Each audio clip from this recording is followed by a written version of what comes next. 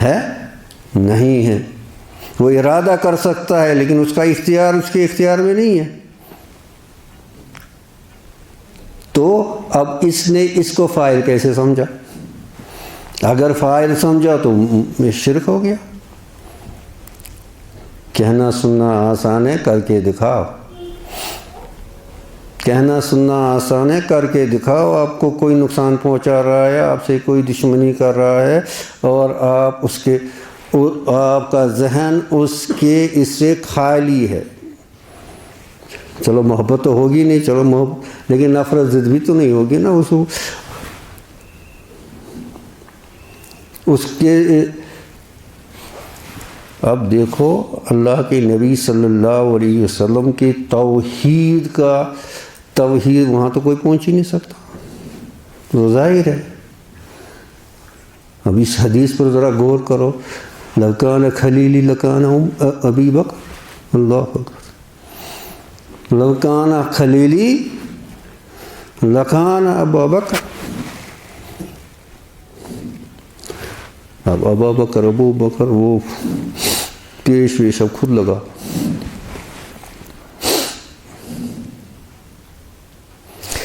وہاں قلب محمدی میں صلی اللہ علیہ وسلم اللہ کے سوا کسی کے لیے جگہ نہیں تھی بشمول ابو بکر کے. قلب محمدی میں کسی کے لیے جگہ نہیں تھی بشمول ابو بکر کے.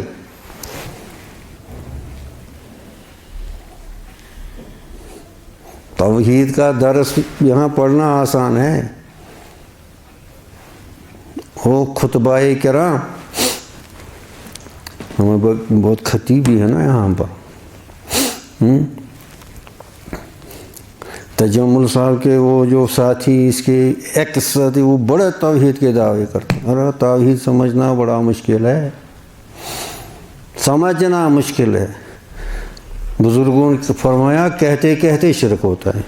اتنا دقیق ہے اس توحید، اتنا دقیق ہے توحید. اور پھر توحید کا دامن نہیں چھوڑنا، توکل کا دامن نہیں چھوڑنا، کسی کو فاعل نہیں سمجھنا، کسی کو نافع نہیں سمجھنا، اور کسی کو ضار یعنی نقصان پہنچانے والا نہیں سمجھنا آسان نہیں ہے. جب تک اپنے قلب کو ان سب چیزوں سے خالی نہیں کرو گے اور وہاں صرف اللہ اللہ اللہ ہی ہے، اب توحید کامل نہیں ہوگی تو باقی چیزیں کہاں سے آ جائیں گی؟ باقی چیزیں کہاں سے آ جائیں گی؟ اب بات کہاں سے پہنچی کہ میاں بیوی میں فساد ہے. ٹھیک ہے، آپ نے تو یہ بارہ وہ مثال سنی ہے. وہ بزرگ جا رہے تھے گھوڑے پر، تو گھوڑے نے شوخی کی ہوڑ کر گرلج ہوڑ کر، تو بزرگ صاحب استغفر اللہ پڑھنے لگے. استغفر اللہ استغفر. وہ ساتھی تھے، کہا حضرت اس کو کمچا مارو استغفر اللہ کا. یہ تو کہا بھائی آپ نہیں سمجھو گے. مسئلہ یہ ہے اصل میں نے اپنے آقا کی نافرمانی کی ہے، اس لیے یہ میری نافرمانی کر رہا ہے. اس کی گھوڑے کی نافرمانی میں اللہ کو دیکھا. ہم نماز میں گھوڑا دیکھتے ہیں، گھوڑے کی نافرمانی میں اللہ کو دیکھا. ہم کیا کرتے ہیں؟ ہم نماز میں گھوڑا گائے دیکھتے ہیں.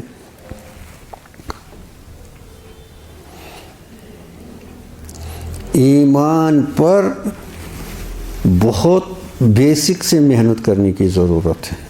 بیسک سے گھر تھا یہاں پر، سمجھ گئے؟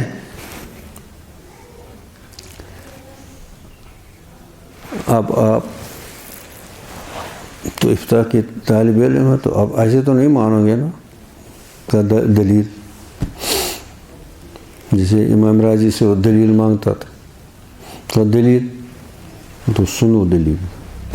ان الذین آمنوا وعملوا الصالحات سیجعل لهم الرحمن ودا، ان الذین آمنوا وعملوا الصالحات سیجعل له الرحمن ودا۔ آپ کو کیا کرنا ہے؟ ایمان لانا ہے، عمل صالحہ کرنا ہے۔ محبت پیدا کرنا کس کا کام ہے؟ رحمان کا، آپ کا نہیں۔ ودا کا فاعل کون ہے؟ اللہ۔ اور یہ وعدہ ہے، اگر آپ نے ایمان لایا، عمل صالح کی، تو اللہ تعالی محبت پیدا کریں گے۔ ان الذین آمنوا وعملوا الصالحات سیجعل لہ، اس کے بعد ہی سین کیا بتاتا ہے؟ آپ زیادہ جانتے ہوں گے۔ مضارع پہ سین لگایا نہیں لگایا؟ سیجعل لہم الرحمن، اب یہاں اللہ تعالیٰ کی صفت رحمانیت کو بیان کیا۔ یہاں اللہ تعالیٰ کی صفت رحمانیت کا صفت یہ کہ وہ وہاں محبت پیدا کرے گا۔ تو یعنی پھر دوسری چیزیں ہٹ گئیں۔ اب مجھے اس کو خوش کرنا ہے، مجھے اس کے خوش کرنے کے لیے یہ کرنا ہے، مجھے یہ کرنا ہے، مجھے یہ، وہ کچھ نہیں کرنا۔ آپ عمل صالح کرو، وہ باقی وہ خود کرے گا۔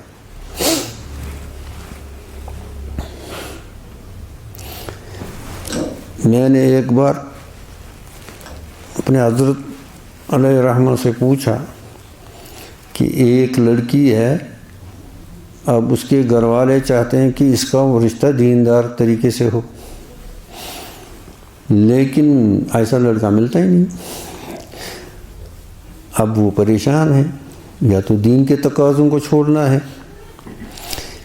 تو پھر وہ جیسے آج کی مصیبت کی شادی ہوتی ہے ویسے کرے۔ تو حضرت نے کیا فرمایا؟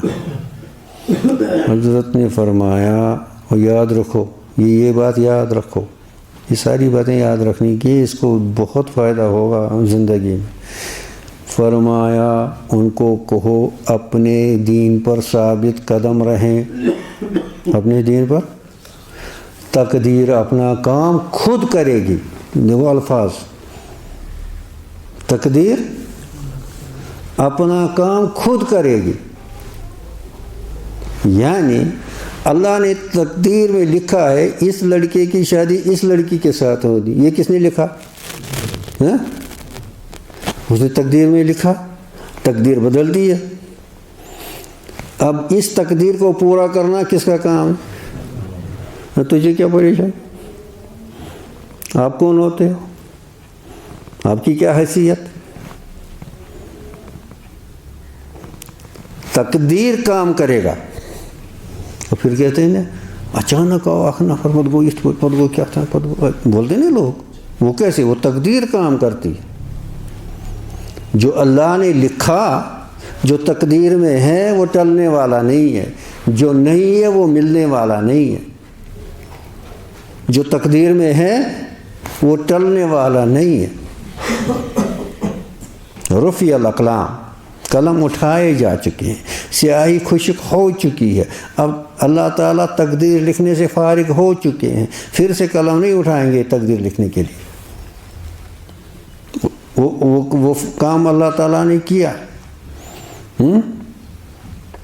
اس لیے آپ لوگ کیا ہو، بہت یعنی مرتبہ ہو، کیونکہ آپ لوگ صاحب قلم ہو۔ اللہ نے جو سب سے پہلے چیز پیدا کی وہ قلم کو پیدا کیا، اور اس کو خود پیدا کیا۔ 4 چیزیں ہیں جو اللہ نے خود پیدا کی، ایک اس میں قلم ہے، ایک عرش ہے، ایک آدم علیہ السلام ہے، اور ایک چیز۔ 4 چیزیں اللہ تعالیٰ، باقی لفظ کن سے پیدا ہوئے، باقی چیزیں کن سے پیدا ہوئے۔ قلم اس نے خود پیدا کیا، اور عرش کو بھی خود پیدا کیا، آدم علیہ السلام کو بھی اپنے دستے سے پیدا کیا، اور بھی ایک چیز ہے، 4 چیزیں ہیں۔ یاد نہیں ہے۔ تو اب یہ قلم کتنا عظیم، اب جن کے ہاتھ میں یہ قلم ہے تو ان کے ہاتھ میں بھی یہ قلم ہے، وہ چھوڑو، آپ لوگوں کو اللہ نے جو قلم دیا نا اس کی قدر کرو۔ ایک حدیث ہے، اگرچہ بعض نے اس کو ضعیف کہا ہے، یہ بھی اس کو گوگل میں ڈالے گا تو بولے گا قال البانی ھذا ضعیف۔ اشرف الا ادلکم علی اشرف الخلائق علی اشرف الخلائق فی الجنہ کا ہم العلماء۔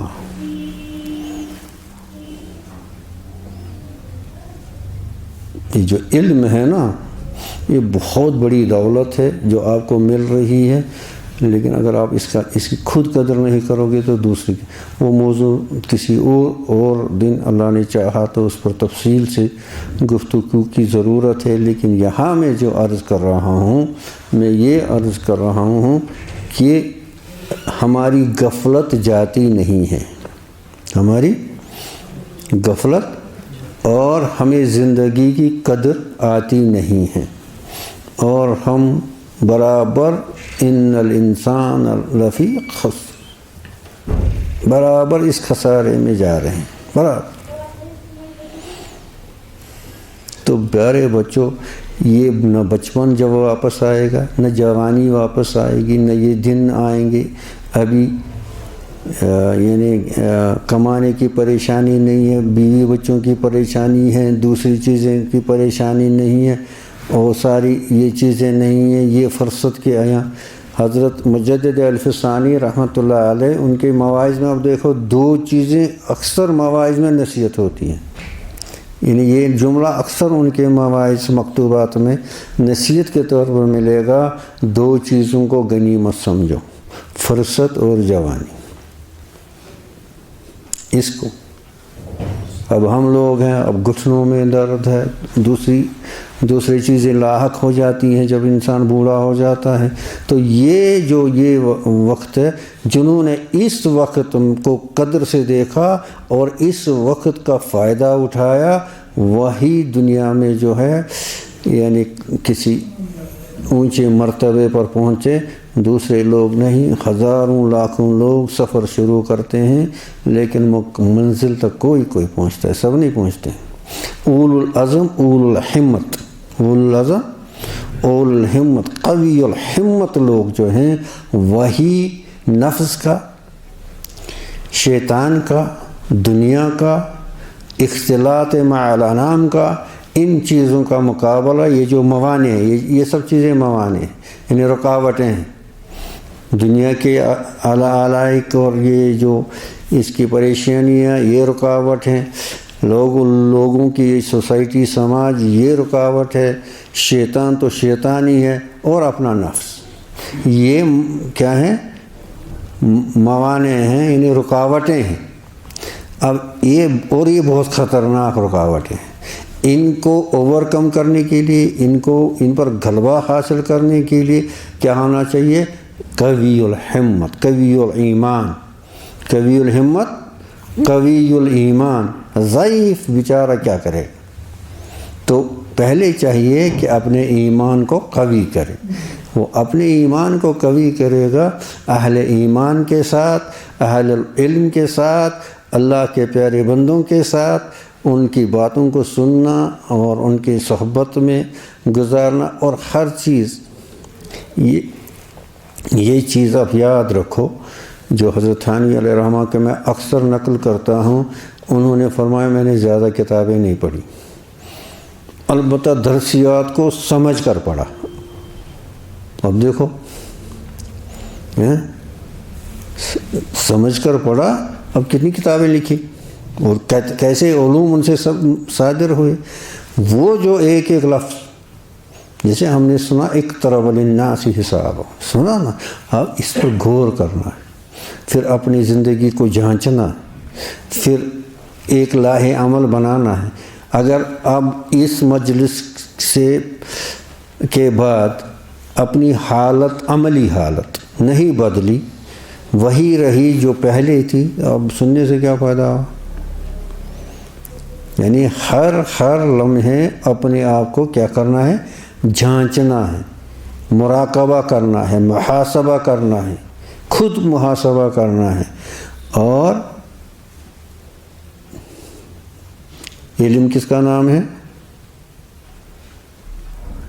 علم کے بہت سے تعریف ہیں، علم کی ڈیفینیشنز، ٹھیک ہے، بہت، لیکن ایک جو یعنی اس کا نچوڑ آپ یاد رکھو، علم خشیت الہی کا نام ہے۔